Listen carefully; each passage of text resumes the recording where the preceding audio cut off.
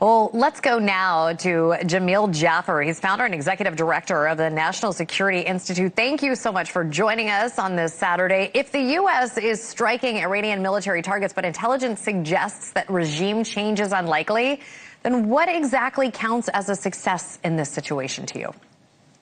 Well, Jessica, I think the president has laid out a number of criteria for success. One is taking away the Iranian military's ability to deliver ballistic missiles against our friends and allies in the region. We've done a pretty good job of that. Take out the Iranian Navy. We've done a great job there as well. Still some challenges there that need to be dealt with, but a pretty good job on both those fronts. The larger question about Iran's nuclear program, some of which is buried deep underground, their ability to support terrorist proxies, that's much more difficult. And of course, the larger Iranian military, the Iranian Revolutionary Guards, Corps is 190,000 big. You've got 300,000 regular forces, 600,000, paramilitary militia, Basij. That's a lot harder to take out. And that's what you really need to get at if the Iranian people are going to be able to rise up and take back their government. Okay, could this potentially create a more desperate adversary? Well, look, certainly an adversary on the run, an adversary being hit is one that's more desperate. They might try to activate their terrorist cells overseas and the like. But of course, we don't know why they haven't done that as yet. They may be worried that would lead to a bigger fight. So they, of course, should be under warning. If they do that, the U.S. will hit back and hit back hard. And the truth be told, Iran cannot win a force-on-force war with the United States. They don't want to provoke that. So we'll see what happens. But if it comes down to regime survival, certainly it is possible that they lash out. All right, you said hitting back and hitting back hard. The administration is saying it's destroying Iran's military capabilities at a pace that the world has never seen before. But air campaigns alone don't change regimes, as we've seen in history. Are we seeing escalation without a clear outcome here? Well, there is a challenge. I mean, you see the president has just recently called in a military expeditionary unit from Okinawa, Japan. That's coming in. It's very possible that those Marines get deployed on the ground to places like Karg Island, Bandar Abbas, potentially to reopen the Straits of Hormuz. Right now, we're talking about escorting ships through the Straits with military vessels. We haven't done that yet. But if you're going to really get that under control, you may need boots on the ground to go after the nuclear sites as well. The Israelis are certainly going to need to put forces in, special forces in on the ground. Will the U.S. join them in that effort? We don't know. And will it be a temporary intervention? Again, things we don't know.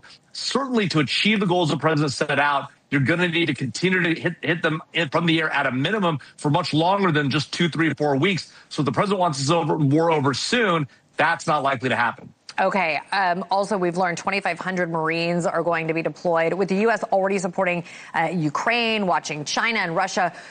Are we stretching our American military capacity too thin? Do we have the resources to continue as long as this takes?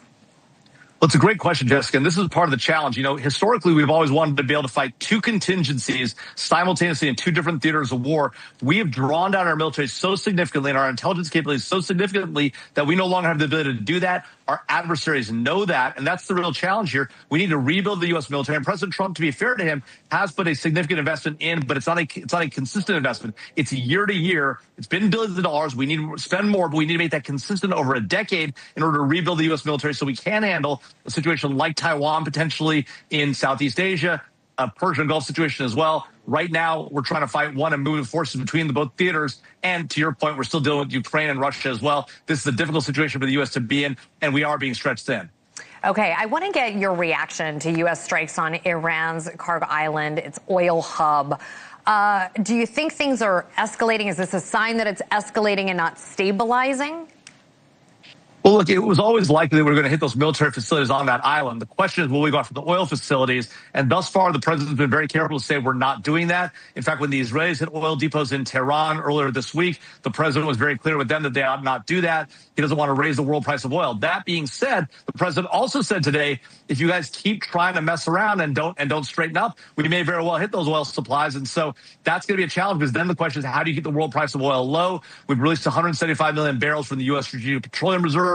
Worked with our allies to release another couple of 100 million barrels around the globe. But of course, if you're going to really succeed at this, you have to get a lot more Venezuelan oil out. And the president's thinking about reducing sanctions on Russia. That's obviously not great, because Russia, of course, is a close Iranian ally, sending them intelligence on how to hit American troops in the region. Yeah, a lot of mixed feelings on that one. Jamil Jaffer, founder and executive director of the National Security Institute, thank you for being with us this Saturday morning.